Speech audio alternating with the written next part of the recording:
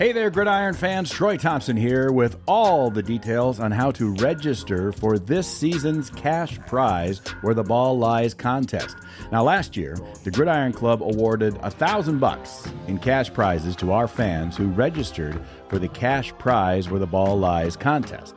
This season, we're doing it again, and it's even easier to register than ever. All you have to do is click on the link in the show notes and register for one or more random yard line assignments. Now, there are 5 home games this season at Bullstore Field, and at the end of every quarter, wherever the ball is placed when the whistle blows, that will indicate who is the winner of $50 from the Gridiron Club. Winners will be announced at the end of each quarter, and if you're present at the game, you can come to the press box to collect your prize. If you're not at the game, no worries. We'll send your prize to you. There are 20 chances to win this season, and registration is just $25 per yard line. Now, there are only 100 spots available, and you can buy as many yard lines as you want. But you have to act now, because those yard lines get snapped up fast. Yard line assignments are on sale right now, so go to the link in the show notes and register, pay, and get ready to win with the Warriors. Once you complete your registration online, you'll receive a receipt in your inbox. If you are buying yard lines for more people than yourself, say family members, friends, whatever, well, if you're doing that in one order, you want to be sure to include each person's first and last name in the additional registrant box and how many yard lines each person is to get. Register now in the show notes by clicking on the link. All proceeds do go to support the Waldorf University Football program. Folks, it's never been easier to register, so do it today. All transaction fees associated with the registration are included in the price. The Waldorf Gridiron Club is a 501c3 nonprofit organization dedicated to the Waldorf University Football program, the best small college football experience in America. The field where the stories are told, warrior hearts beating brave and bold, small town pride in the air we breathe, the spirit of the game will never leave, forever and always go Warriors we shout, with fans in the stands there's never a doubt, game day Saturdays where memories ignite, under the lights we fight the good fight. Welcome to this episode of the Waldorf Gridiron Club podcast. Little hot mic there, Troy. Yeah, it's a little hot. Sorry. You're good. Hopefully I didn't blow you guys out of the water. Folks, it's been 3 months. It's been a summer, and there's been things in all our lives just that kept us too busy for the podcast, which there's no excuse for it. There's just no excuse, Troy. I mean, We looked it up, didn't we? Just yeah, before it was the like show started. May something when we talked about killing cats. May 15th, 2026, Money, Bunnies, and Cats with Adam Helm.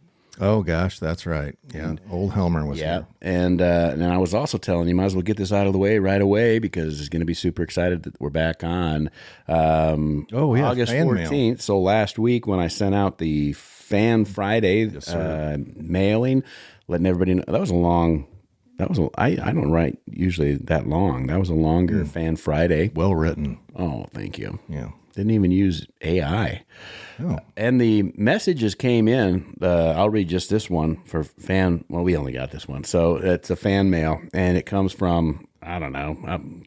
We know who this is. He knows who he is. Some dude. And it says, in the heat of camp and we have no podcast, let me know if you need guest hosts. Maybe Helm and I could drop a gem. We would just need to borrow the bunker and a bottle of bourbon.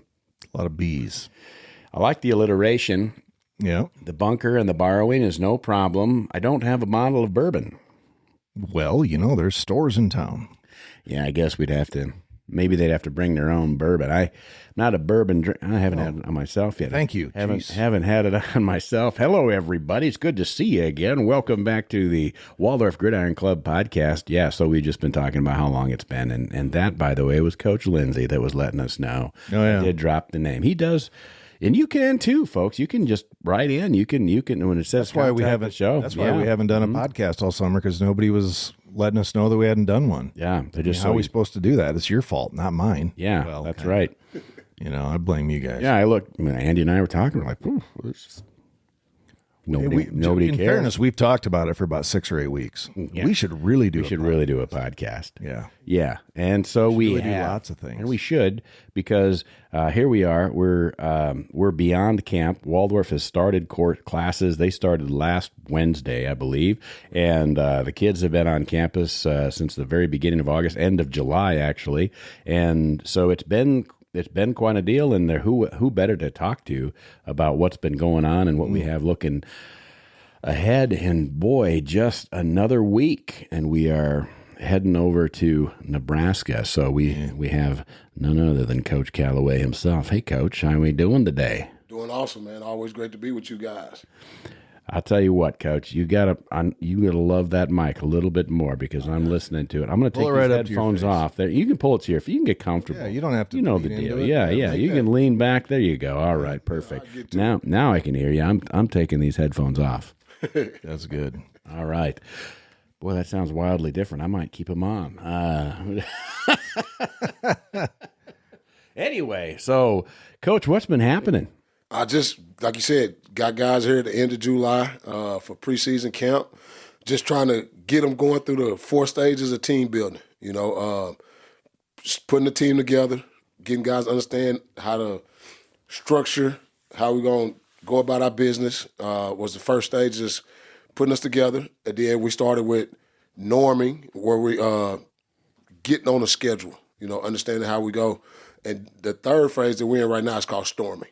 And places that we've been to, majority of the time, teams that get through the storming phase usually go on to have solid seasons. Teams that stay in there, they stay in that situation, because you have guys that kind of get complacent, want to talk back, get a little edgy because you've been around guys doing camp, around the same guys, and, just not paying attention to detail, not having the right shorts on, not being at the right spot. So getting through the storm is where we are right now. It's critical. And then once we get into next week, hopefully we can start the performing phase. Perfect. All right. So you got the 4 stages. You're getting through stage 2. Mm-hmm. And then on to the next couple, and then we're ready to roll. And we're ready to roll next Saturday. Yes, did I got that right? Yeah, next Saturday, Concordia down in Nebraska. Yeah. And I will say, Coach had him practicing in the mornings. I got that job that's in the way. But it's fun to get to practices when you can, because to watch what You just came from practice. Yeah, and to watch what Coach Calloway talks about and see it put into motion, because, Coach, there's not a whole lot of room for people to act foolish or not do what's expected of them. Is that correct? That's correct. We have a number of guys, just like a lot of programs this size, NAIA, but, you got to have guys that want to understand the importance of buy-in and doing what they're supposed to do, when they're supposed to do it, when it's supposed to be done, how it's supposed to be done. And we try to make sure, like I was telling them today, like the football guys have a way of letting us know as coaches when you're not in alignment with the program.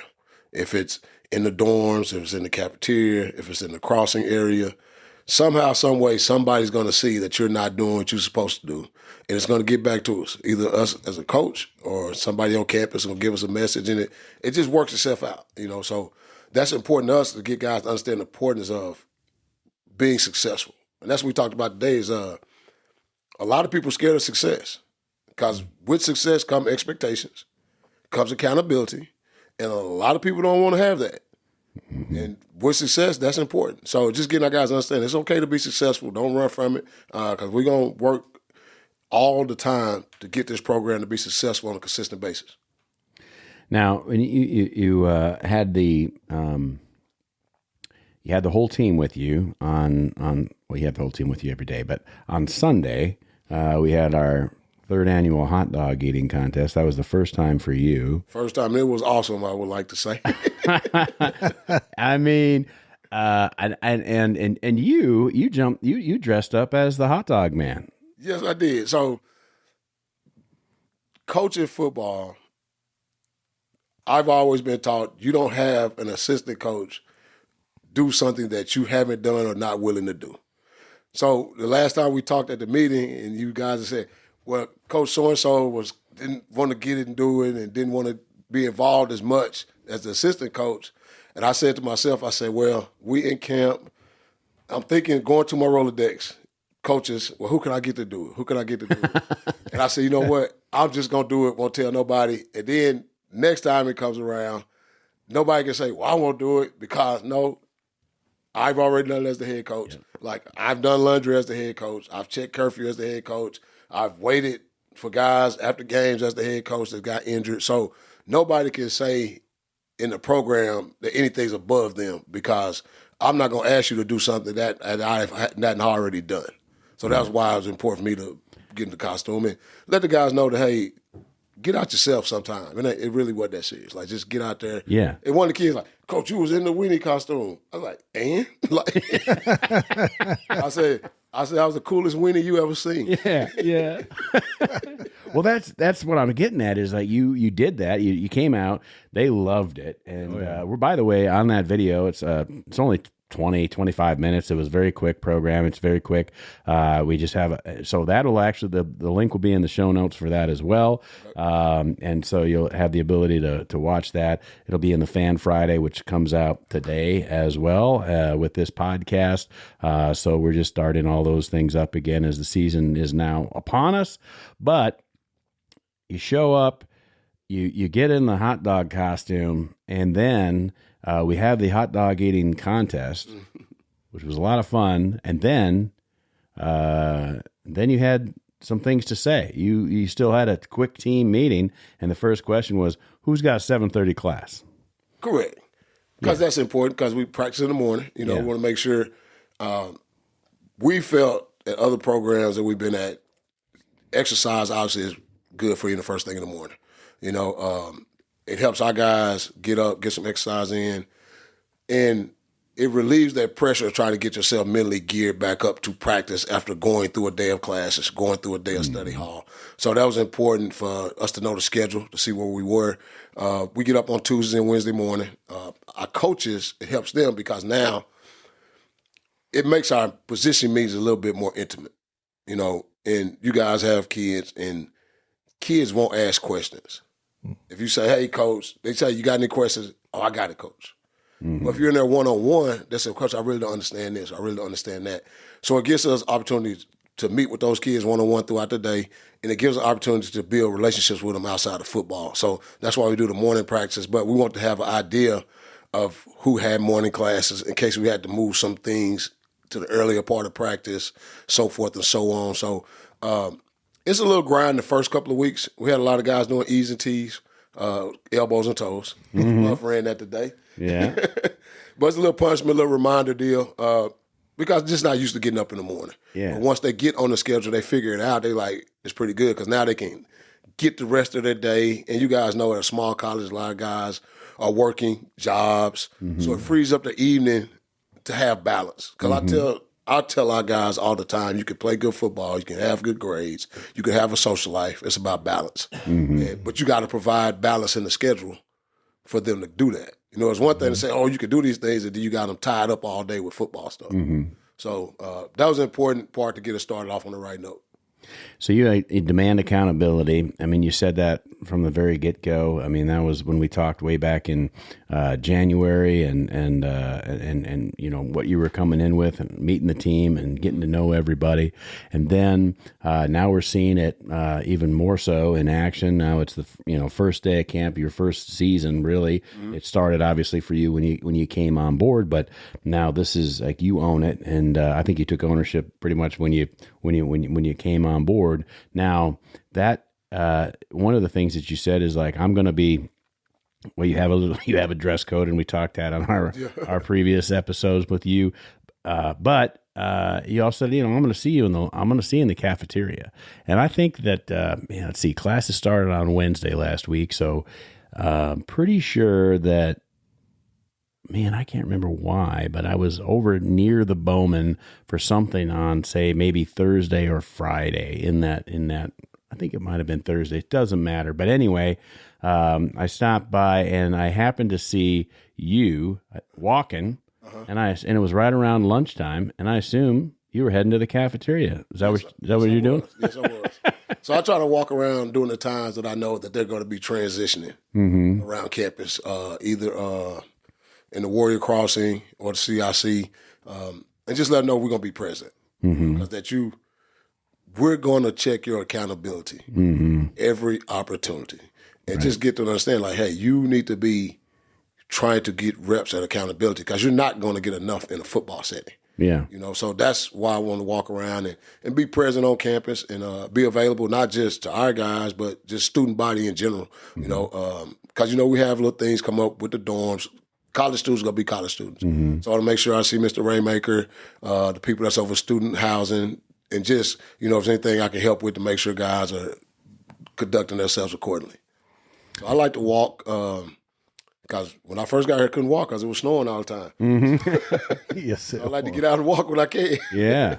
Yeah, That's right. And one of the things our first meeting, Coach, and it stuck with me, is that evaluation. That they're not just being evaluated when they're out on that field. They're being evaluated in absolutely every little aspect to make sure that they're buying in to what you expect of them. And I think it's paying dividends. I mean, that's what I'm seeing as somebody that's been around this team for 7 seasons. And obviously we got some new dudes, but there's that everything that they do, they're not being judged, but they're being evaluated on, are they doing what you expect of them? Yeah, and that's important, because, that's how life works. You're going to get evaluated in everything you do. It don't matter. On the job, you're going to get evaluated. Yeah. In your relationship, you're going to be evaluated. So you have to prepare for that, and I had one kid that played for me for a while back. He had went to Ohio State out of high school. He was a real phenomenal player. Yeah. And he transferred to us at Hastings. He's like, well, I'm tired of proving myself. And I said, homeboy, you got to prove yourself here too. You got to continue to prove yourself. That's life. Yeah. You know what I'm saying? So you going to constantly be evaluated whether you like it or not. You know what I'm saying? So just getting them to understand that that's part of the game of life. Yeah. And football, as you guys know, and in most sports, is life lessons in the sport. And understand that you're going to be evaluated whether you like it or not. And just understand that's how it's going to be. Yeah, that's the way and who cares if it's fair? I mean, when my kids were little and they said, that's not fair, I'd say, you know what fair is? Fair is in August in Des Moines. If you want fair, that's where you go, because nothing else are you guaranteed fair. It's not in the Bible, nowhere else. Exactly. I mean, so you got to, yeah. So again, this is one of those times where you can kind of see the cream rising to the top, but there's not a whole lot of shenanigans going on during practice. It's all business. Yeah, you had mentioned that you had me doing elbows and toes today. That was, and I wanted to go off script, Coach. One of my favorite, I don't want to say punishment, lesson exercises is where you have to have your hands over your head. You roll 3 times, you do a push-up. You roll 3 times, you do a push-up. So maybe next time if I'm out there. I may get you on that. I never heard of that one. Yeah, that's a good one. Might be. Yeah, and the thing is, everybody thinks it's easy. Even like elbows and toes, those guys were like, oh, come on, let's go. And they were just trucking. Well, they get to the first hash and you ain't Military crawl. That's right. Yeah, you ain't dying. It sounds dumb, and I'm not saying that you need to do this because it seems so easy, but one of the things that they torture you with in basic training is called the cherry pickers or the doorknobs. Right. And cherry pick, in either case, your arms are spread out. My camera's not wide enough. Your arms are spread out as wide as you can go, and then cherry pickers all you're doing is this at the end of your arms. So you just have your arms way out there, and you just go 1, 2, 3, 1, 2, 3, and it's like, and you're like, this is the Army. How hard can this be?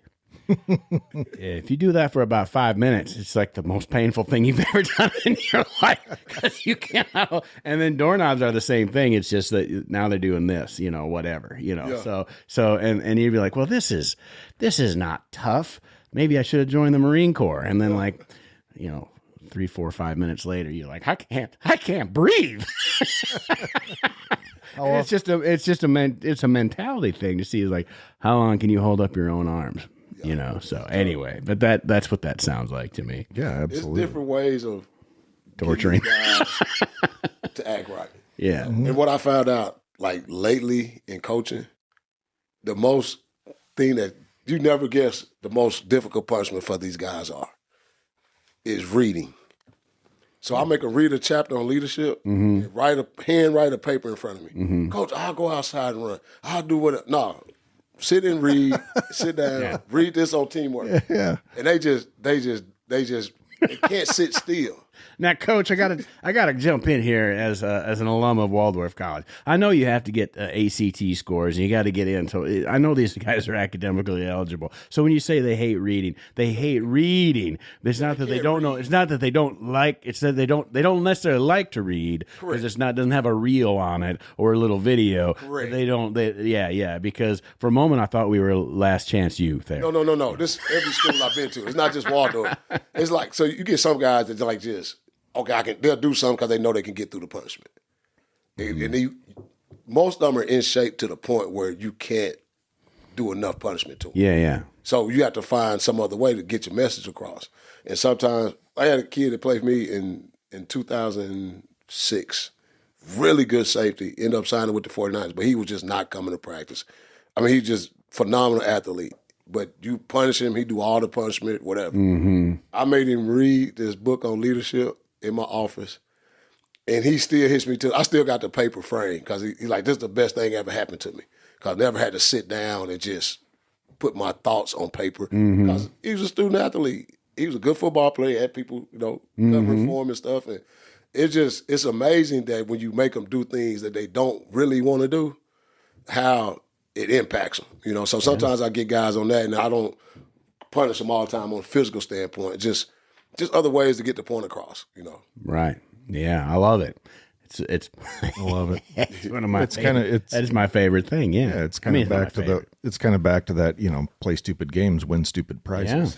Yeah. But it's old school too. I mean, you're talking. There's we've talked about this in the last time that you were on, and I realize again, fans, we've been away for a while, but we've established the fact that Coach Calloway, Coach Gales, Coach Rumbaugh. I mean, these are all older dudes, and they've been around. They've seen, what's going on. Mm-hmm. And you coach that way, and your expectations are that way. And you're the age where we're same age as I am. I think we graduated the same year in high school, and that means that you're a father figure. Coaches are anyway, but that makes an impact. Your expectations. So you could punish them, and you do punish them in a proactive manner to remind themselves of who they can be. But at the same time, I remember we had Ben Fosse on the show last year, former Waldorf player, inventor of a couple different things like that. Went on to play at East Carolina. Waldorf was a 2-year back then. He was an all-star in different capacities.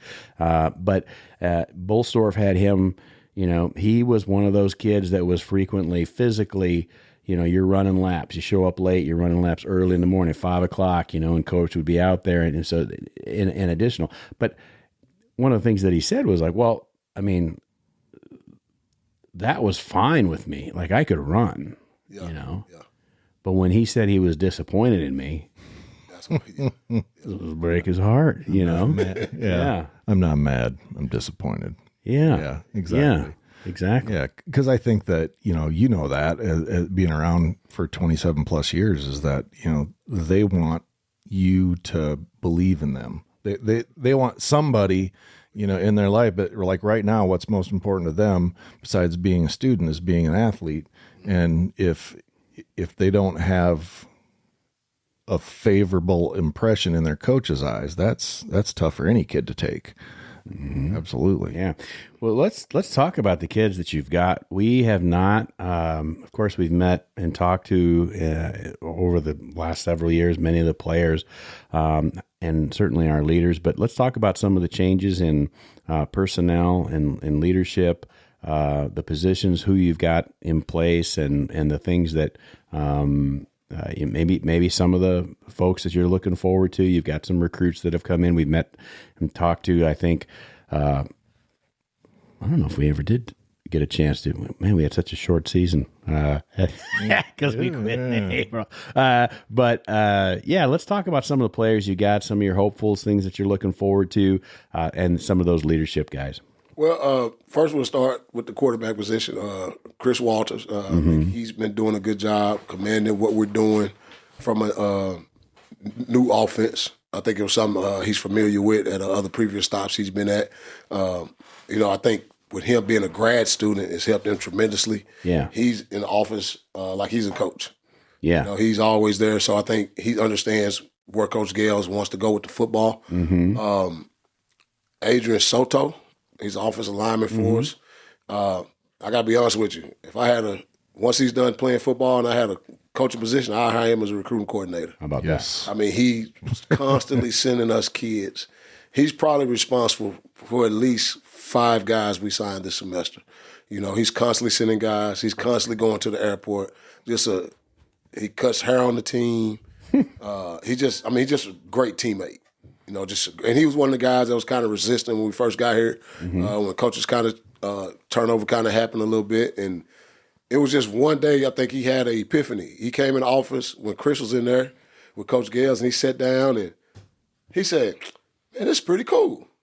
Yeah. I'll come by here more." So since then, he's just been phenomenal kid to coach. As far as leadership guys right now, we don't have any guys that we have identified as leaders. Our main focus was to get guys to understand the importance of self-leadership and being a presence first, because let's be honest, this is our first season together, us and them, from that standpoint. So we don't really know who we can depend on in the bunker because we haven't been in the bunker yet from that standpoint. So our biggest deal is having self-accountability, lead yourself first, have self-accountability checks every morning, what you're going to try to get accomplished, and then at night, see if you got that accomplished. And if you didn't, let's see what you did, why you didn't get it accomplished. Let's try to get to it again. But now we've had some guys that step up, as far as getting us in drills. Chris Riccarina, he's a transfer that came in. He's from Florida, but went to junior college in Minnesota. I think he'll be a good addition in the wide receiver room, a kid that's very physical in the blocking game, but can catch the ball across the middle.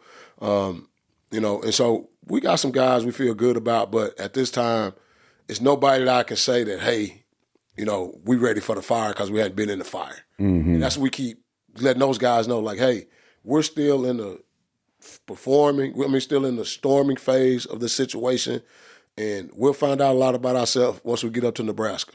Yeah. In Nebraska, down there in Seward.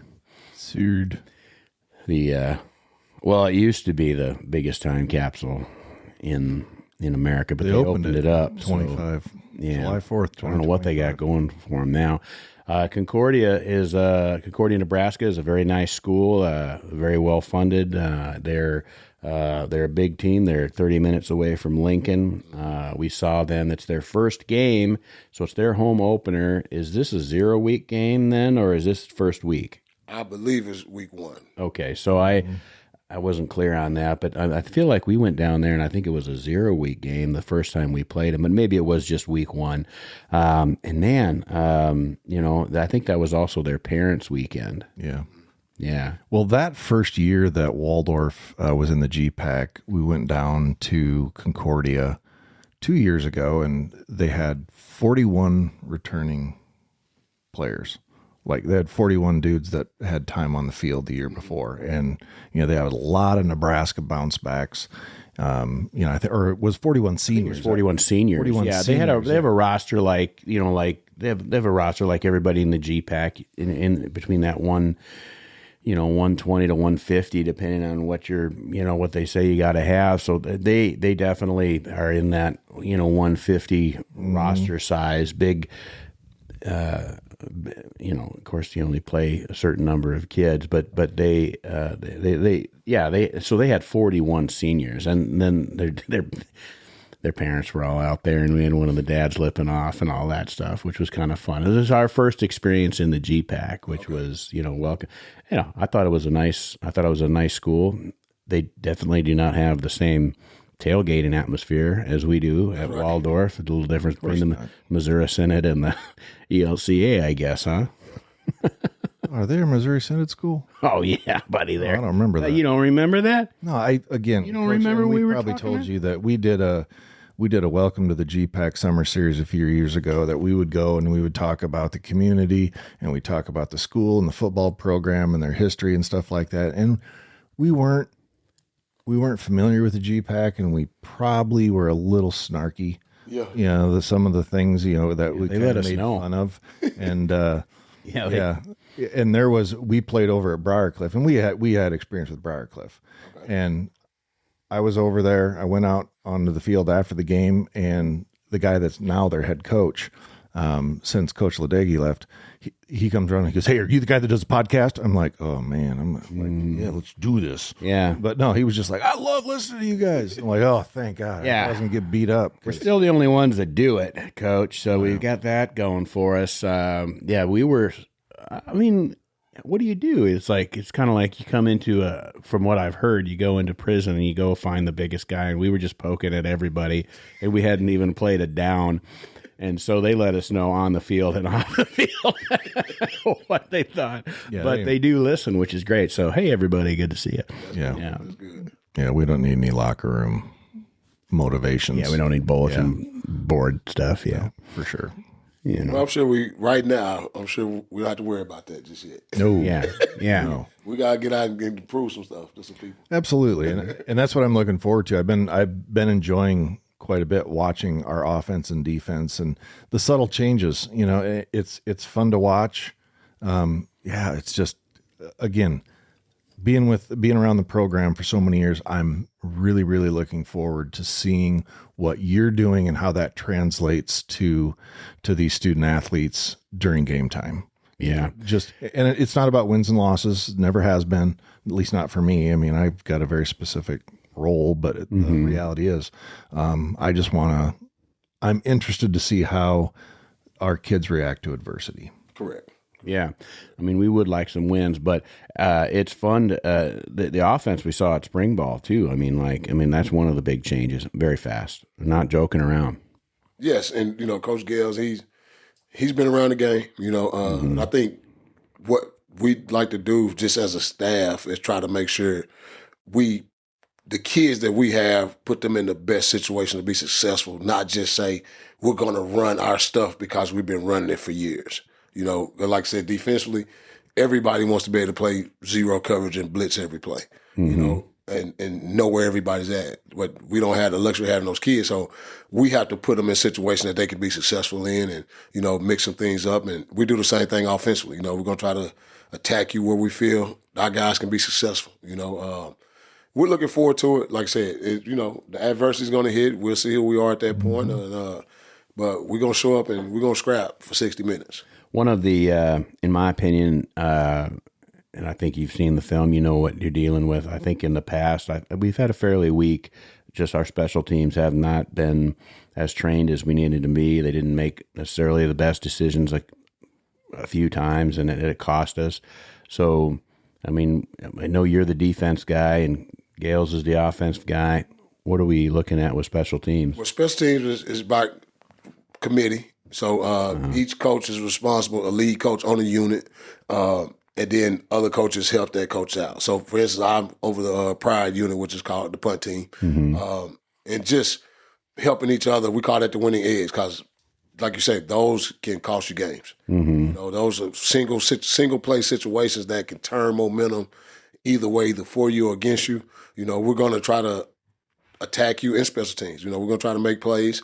Only time we're not looking to make a play on the football field is an onside kick situation where you're trying to recover the ball and just maintain possession. Right. So, you know, we're going to do just like everybody else in the country, you know, just make sure we do a good job scouting, be sound, and not try to have it put us in bad situations. You know, I think we got a pretty solid kicker, Adrian Ross. He was on the soccer team. But he's from Clear Lake, kicked for Clear Lake. Years. So, you know, excited about him. And Adrian Soto recruited him. Is that right? He said, "Coach, I found this kid walking around campus. He's a soccer kid, but he really wants to kick." And he was driving up every day in the summer because, you know, they did the field this summer. So they took the goalpost down. They just had the crossbar. He said, "Coach, they ought the goalpost up." I said, "Look, Adrian, the objective is to get it over the crossbar. If you get it over the crossbar, you have to worry about the goalpost." So he drove up every day, you know, from Clear Lake, kicked in the sun. So looking forward to what he can do for us. You brought it up. Might as well hit it again. We talked about it in last week's Fan Friday newsletter. By the way, if you're not onto that newsletter, there's going to be a link here in the show notes that'll let you sign up. It's real easy. Just put in your name and your email, and you'll be a part of our Fan Friday newsletter. I'll make sure I get it out there, and so now, and then you'll have access to whatever it is that we put out, previous videos and links and things like that. So make sure you do that. But you talked about the football field. Bullstorf Field was had its turf replaced. It's been it was definitely due. There's no doubt about that. The camera's not on Andy right now. It was definitely due. Let's talk about the condition of the field, and of course, we're pretty excited that that W is where it's supposed to be, right there at midfield, and it looks great. And also, there's a new sign on the press box that doesn't look like it came from the 1990s, which I think is where the other one came from. So let's talk about some of those improvements, and also what you think about it, and what you think the players think about it. Well, I think the players love it. Obviously, just get new turf in the condition of the field. Coach Buffy I caught him out there one early morning. I thought somebody was working on the field. I said, we got an issue with the field already. And I got closer. It was him getting ready to drag it on that Saturday before we got ready to scrimmage. Mm-hmm. I'm walking up like, it can't be an issue already. like, has somebody done something to the field? But he was dragging it, getting it ready. Our kids, I think they understand it was needed, and they're very appreciative. And one thing that I've tried to instill in these guys is understanding how pride works. So when we're on the field, don't step on the logo. Mm-hmm. If we're just walking across the field. Now, obviously, we playing and stuff, that's different. But at the end of practice, don't go on the logo. Don't step on the logo. Walk around the logo. So you hear a lot of guys, hey, get off the logo. Hey, go around. Hey, go around. So just giving them guys understand the importance of having pride in your home. Yes. You know what I'm saying? And, so I think that's the biggest thing that I've seen. When you agree, Coach, at this point. 100%. Absolutely. And that's, again, coming from a lot of different leadership roles at Waldorf football and seeing what you're doing, when at the end of practice, when Coach says circle up, there's hard and fast rules on where they go. And it is not on the logo, to the point where, like, I remember that first time, the coaches are standing behind Coach Calloway on the logo, and Coach Calloway turns around, we don't stand on the logo. And all the coaches, and I'm just like, I'm always in the back. I'm always in the back, just like, I don't want to get in trouble. So thanks everybody. By the way, members of the Gridiron Club, we paid for that logo. It was a big part of our fundraising, and just like the trees, we got that out of the way, and that bill's paid for, and it looks great. I think that identify with what you're saying about the logo very much. One of the rules when I was first sergeant for the recruit sustainment program down in Waterloo, Iowa, was that's the battalion headquarters of the 1st and 133rd Infantry, and it's also which is part of the 34th Infantry Division. So very storied, most days in combat, World War II, and all of that stuff. And right in the middle of the drill floor is the Red Bull, the patch. And it's painted on the floor. And the rule was you cannot step on, the Red Bull. And, when you first get there, new kids, they don't know that. We try to tell them, and they still forget. It's just a floor. They walk across it, and by golly, we'll discipline them. Well, they may have to stand guard on it, and anybody that gets within 5 feet, they got to stop. Don't step on the Red Bull. And at a certain point, when I got a change of command or transfer of responsibility, my own kids were there. They walked right across the Red Bull, and I was like, "Come on, how does this happen?" And the entire company was like, I was like, "Oh man!" And then you see the guys that are like in the Red Bull, and they're in the infantry, and then you see them on a weekend, and they don't follow that same rule. But it was just for us, for our team, for our company, for that weekend, we we never step on the Red Bull, and I think that's because but you haven't earned that. Like, you haven't fought those battles. You haven't been a part of any of those things yet. And so when you get to that point, then, you'll understand what that means. And the W is the same thing. Exactly. Yeah, I think I might just spend some time out there walking around because I love that. I've been asking for new turf for 5 years, and it's Coach and I and some other folks have a meeting on Monday around lunchtime to go over field maintenance, and it's like, dude, I have researched. I've talked to Corey with Midwest Field Turf a number of times about how you're supposed to do it. You got to know when you're setting things that how deep you can go and everything else. And I went out there last Saturday after practice and aerated and brushed the field, just got after it, and it kicks all the infill up and spreads it out really nice, and that's so you get a better playing surface. And it's just like I started after the field was 9 years old, so, and it was already tore up when I first started. So I will be taking care of that like it's one of my grandchildren. There you go. Well, then we know that it's going to be taken well care of. Yes, indeed. Coach, if we take a look at, so what about, the environment? Now you've got, how many transfers do you have who haven't experienced a Waldorf game day at home?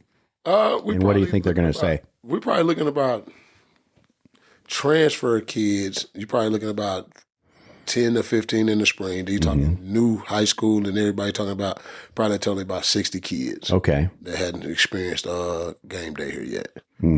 So I think they're the unknown. They don't really know what to expect because it's not high school. It's correct. Yeah, it's and Waldorf, our fans bring it. Yeah, they're there. I haven't experienced it yet, so I'm excited. Right? Yes, that's right. I know. Talking to people, I had a chance to talk to the Rotary Club last week. Okay. And talking to different people in the community. I'm looking forward to it. There's a couple that stopped me in Hy-Vee the other day. Hey, you're the coach. And I thought I had done something to her, right? She said, yeah, we go to the games. We've been seeing. I say, make sure you come to games. We're going to make sure you get something to cheer for. So I'm excited, about the atmosphere. I already know just working with the Gridiron Club up to this point, I know you guys are fully invested in making sure that the program has support. You bet. And that's not just from just putting the logo down or planting the trees, but just being there for these kids outside of just a monetary standpoint. So I think our kids understand that. That's why the cleanup was important to them. They was investing in doing those things. And we still help a couple people in the community clean up, that didn't get a chance to get their stuff done that day. Is that right? Yeah. So, and that's why I told the Rotary Club, if you got something that you think we can help you with, just give us a call. Now, we can't be like the EMT. We can't just drop what we're doing and get over there. But give us a call.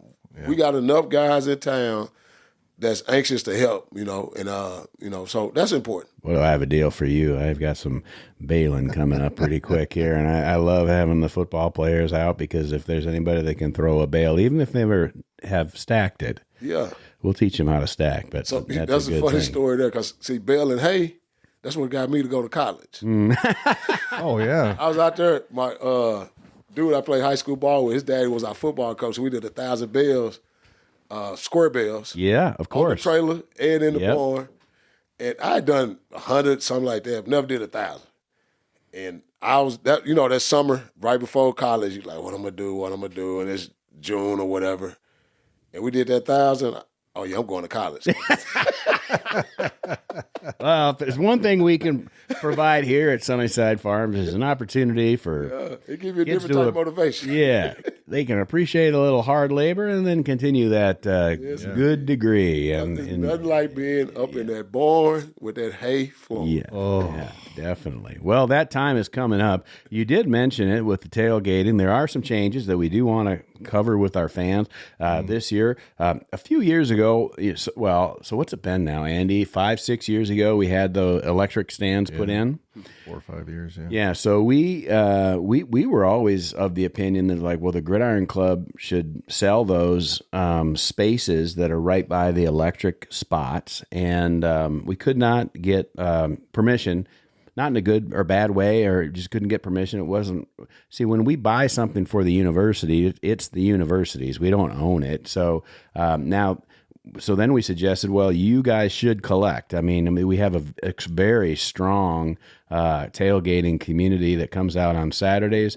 And so they took our advice. And so this year they are collecting. It's not very much. It's like 50, 20 bucks. I actually don't know off the top of my head what it is. I think your wife wrote the check. Yeah. So all of those spots in front of the electrical, they cost a little bit more. I think a lot of them have already been sold. If you're used to showing up on Saturdays and, just parking and getting in one of those electrical spots, make sure that you've coordinated. Just go to the website, Waldorf Sport, and figure that out and get your spot reserved. You can do it for one game or the entire season. If you're coming in and I think they're going to charge for spots behind that too, but they're less, and I think that's great for the university. Obviously, they're the ones that maintain it. They pay the electric bills and all that other stuff, and so that's something that has changed this year. I think it's a positive change. You may not like it if you have to spend some money, but the good news is that the Gridiron Club is still represented there. We still have our space. Obviously, the Pritchard's porta party is still going to be there, which is obviously a big part of our Saturday afternoons on our home games. And then everything to the east is, I don't know if it's still for sale. I know some spots have been spoken for, but check that out if you haven't and get in and be a part of that. And so that's a change. I think that the west side of the sidewalk is still open as far as I can't, I'm not 100% sure, but I don't think that they're charging for that. I think they want kind of like to be like the students area and things like that. So they're kind of keeping it pretty reasonable, if at all. Chain Gang is never going to change. They're always Chain Gang is going to be where they're at no matter what. They got their tree and they park in the same spot. So that's one change. The other thing is post-game meals have changed, though, for us this year. That was a decision we made at the executive committee. And, Coach, you were a big help with that. I laid it out in our Fan Friday last week in the newsletter. But the big change is that, for the last couple of years, we have been feeding the team after the game for home games. And what we found is that a lot of the players, they want to go and they want to hang out with their friends. Their family might have come in. And so we would have all this food and we would be spending money that the Gridiron Club donors have given us, and maybe we didn't need to spend it in that way. Plus, if you have a 1 o'clock game, you're done at 4:30. By the time people get out there, and it's like, well, it's not really, maybe they're not quite ready to eat. Although I think football players are always ready to eat. So we just learned that maybe that wasn't the most effective thing. And it is difficult sometimes to coordinate all those things too. So what you suggested, Coach, is what we're doing now. And what was that? Yeah, just help us eat a little bit better on the road games. Yeah. Give them a better pregame meal and after-game meal. And as always, you guys step forward as per usual to get that done. And, the guys don't know it. I mean, they watch the podcast, probably know it. But on our road trips, we get a chance to get some buffet stuff instead of just sub sandwiches the whole time, So just feed them a little bit better and, just show them that they're being appreciative of what they're doing also. So I think it's going to go a long way. You guys know the importance because when I got here and saw $5,000 worth of protein, I mean, I was like blown away. I called like 5 different coaches. Like, hey, we got a booster club that bought $5,000 worth of protein. Yeah, pallet of protein. You bet. Man, so all those things, is very, very important. And a lot of times people don't understand the importance of nutrition and the expense it is, and a lot of people don't have that type of access. So again, we're just grateful and appreciative for the support we get from the Gridiron Club. Yeah, and so just to clarify, I mean, obviously you have a budget and your road budget. I mean, our players are always being fed, but as you mentioned, sometimes it's pizza or it's subs or whatever it happens to be on the local economy. What we did is I think we said like $750. Correct. Per away game in addition to your budget, which will help you, hit those buffets, hit the places that you get a chance to eat and let everybody have a good time. And also, part of the college experience is you get a chance to see other places, especially when you're on the road and you're an athlete. You've earned that spot on the traveling team. Go enjoy the spots that you get to be at, and then go back and tell the stories. And the guys that aren't quite on the bus gives them something to look forward to. Right. Yes, indeed. Yes, indeed. So I think our guys are excited about that because I told them we'll be eating a little bit different this year, and who was responsible for that. So Yeah, it'll be a good thing. yeah. So if you are you're watching this and you're a Gridiron Club member, or maybe you're not, but we're always taking the donations, and obviously this is, you get an idea of what we're paying for, whether it's the logo or the lunches and the dinners and after the away games, or whatever it happens to be. So go to the website, WaldorfGridironClub.org. It's a 501c3 organization. Become a member, donate the money, and we're going to spend it 100% on stuff that matters to the team. So, what else we got to talk about, Andy? We've got. Well, we got. Want to talk about Concordia, or we? Oh, no, yeah, we go have. ahead. Yeah, one of the things, and talk about first. Obviously. On September 12th will be Coach's first experience with the Waldorf game day. It'll be community night, 6 p.m. But before the first game, so on the 26th of August, which is next week, next Wednesday, yeah. We're going to kick off our Gridiron Club Coaches show. Yeah, Warriors Live. Shooters, Warriors Live. Yeah, absolutely. Yeah. So. Once again, Warriors Live is going to be broadcast worldwide on a variety of markets. We're going to have, first of all, KIOW is carrying us once again on that, and so you'll be able to listen to it if you're local on KIOW Mix 107.3 FM, but it's also worldwide on their web. We're pretty excited to be... Well, let me say, I'm pretty excited to be partnering with them once again, because it's a little bit of work, Coach. I gave you an example of what the script looks like, what our format is like, so you got an idea what you're coming into next Wednesday after practice. Actually, Andy, we've got a Gridiron Club meeting. So, folks, we got a Gridiron Club meeting for August, and that'll be at 6 o'clock at Shooters Bar and Grill, which is on the north end of town on Highway 69. Shooters have been big supporters of us. I can't say that they're doing this year, but last year they were giving 10% discount for if you had a Waldorf ID, if you're a coach, and things like that. So come on down. It's a good time.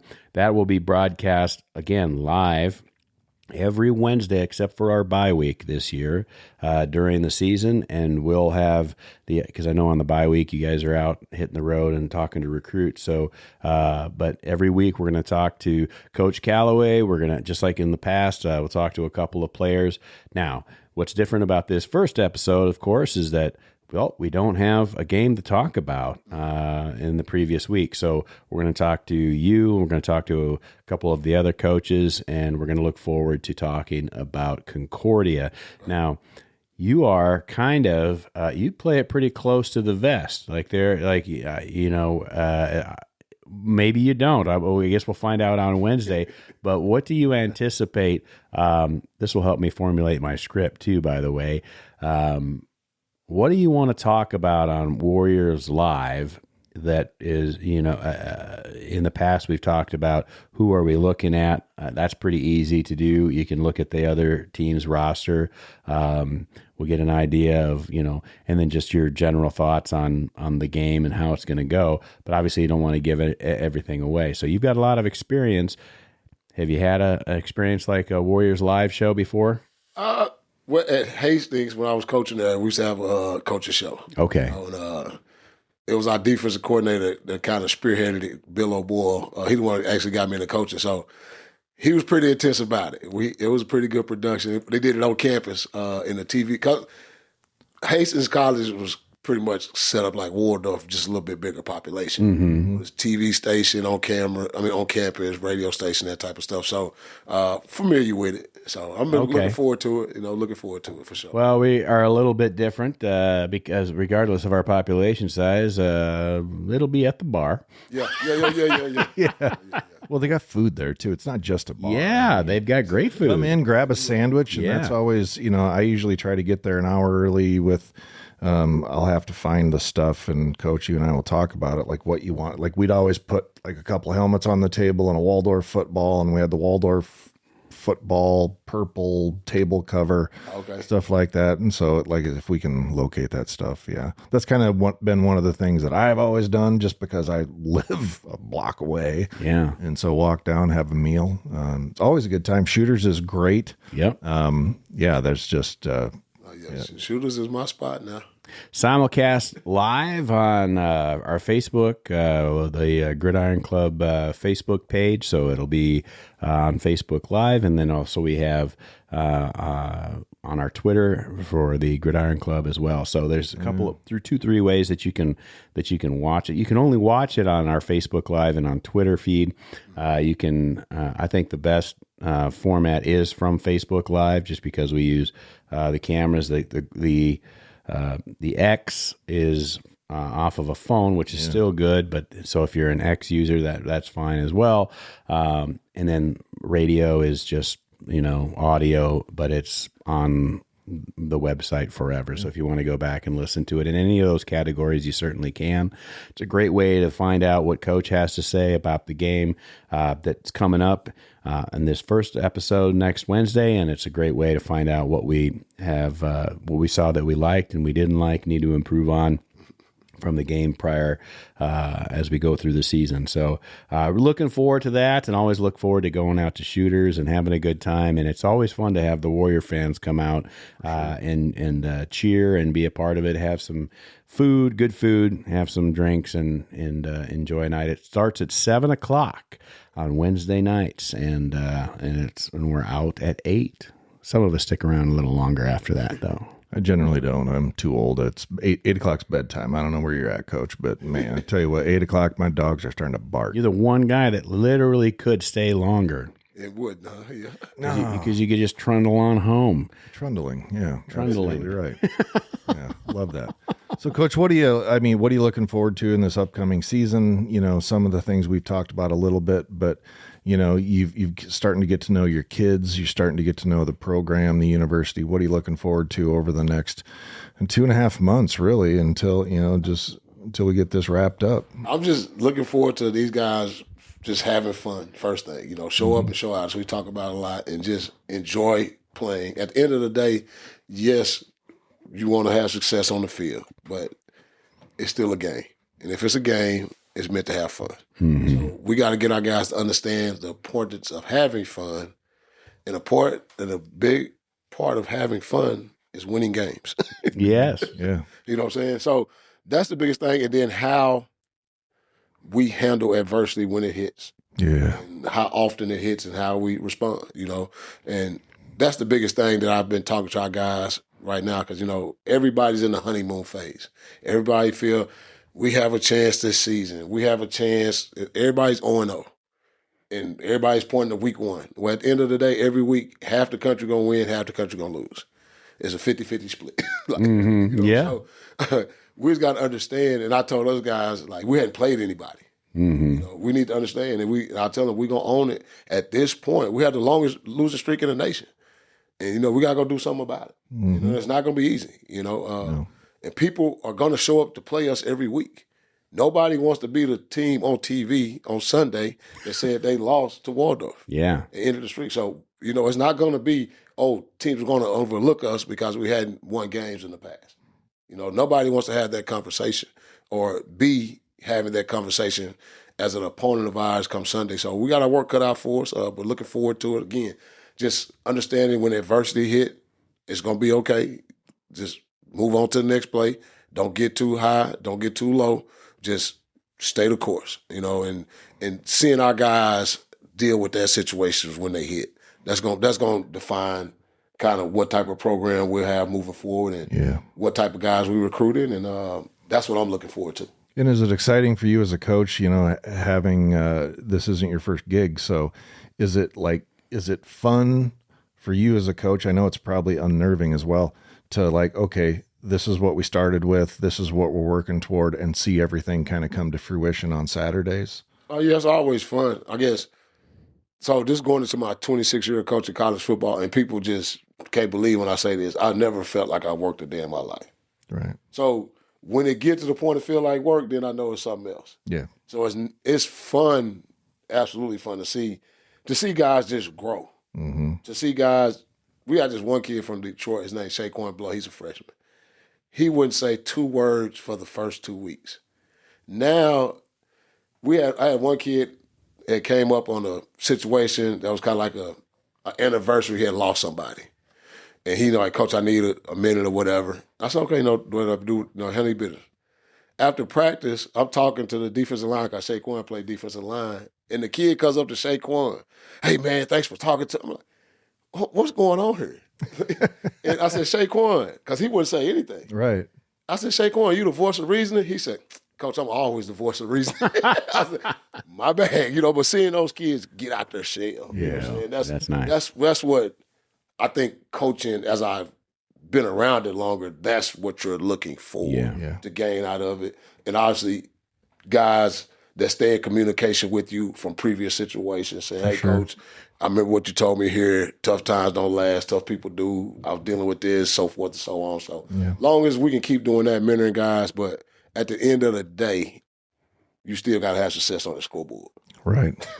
Yeah, absolutely. Well, you said it was, you got to have fun. It is a game, and one of the ways to have fun, if you're not a player but you're just out there and you're watching this and you're listening or whatever it happens to be, is of course every year, every season we sell our cash prize where the ball lies contest tickets. You buy a yard line is how that works. It's $25 for 1 yard line. There's lots of chances to win every home game. Obviously, there's 4 quarters. At the end of each quarter, wherever the ball lies, whoever's got that yard line wins $50. And we've had several people in the last several years who have won more than once per season. We have lots of people that haven't won at all. That's why we have to have a gambling license, but it's a good fundraiser for the boosters, for the Gridiron Club, and we are the boosters. And then it's also a great way to support the Waldorf football team, and it is fun. And to have your name announced over the loudspeakers that you won, that's a good feeling, but you don't have to be present to win at every game. All you have to do is there'll be a link. We'll get you a link to the easiest way to pay for it, honestly, is just through the Venmo for Waldorf Gridiron Club. And so I'll have a link in there in the show notes for that. We do now this year have about half of them sold because we sold at the golf tournament, which was fun. We can come back to that in a second. We also sold some at the hot dog eating contest, and we've been selling them in between. So we obviously we have to have them all sold before the first home game. So if you've been wondering how to do it, this is how you do it. They're randomly assigned. The only people that got to pick their own grid lines were the people that paid way early, and they were the ones that went to the Waldorf Gridiron Club golf tournament. So, Coach, what are your memories of your first golf tournament? But it was our 3rd annual. I think first of all, it was an awesome tournament, and the location was nice. Obviously, it hadn't been to Iowa before, but that golf club where we was at, I think it was a great place to have the event. I think the biggest thing I don't know if you guys did it like this last year or not, but just being able to sit while people came through and listen to the music on your golf cart. Yeah. And just sit there and just shoot the stuff. Yeah. And then they take pictures with the teams as they came through. And I think that was a good icebreaker for us as a coaching staff to get to know some people, from that standpoint. And I ain't gonna lie, I was surprised at how many good women golfers were out there, because there was a lot of good women golfers out there getting it in. So it was a good time. It was a good time. I wish I could have stayed a little longer, but I had some other things I had to get to. But looking forward to it next year, that's for sure. So I was, and again, since I've been thoroughly impressed with everything you guys done from a booster club standpoint. I mean, it's not just saying it because we're sitting here, because I've been in some. When I was in Texas, I had a pretty good support system. You guys are right up there with them. When I was in Nebraska and Hastings, so you guys you guys do a lot. You guys do a lot. So it's genuine. And you can tell it's genuine. If anybody that's been around here can understand it's genuine. And it's a lot of fun.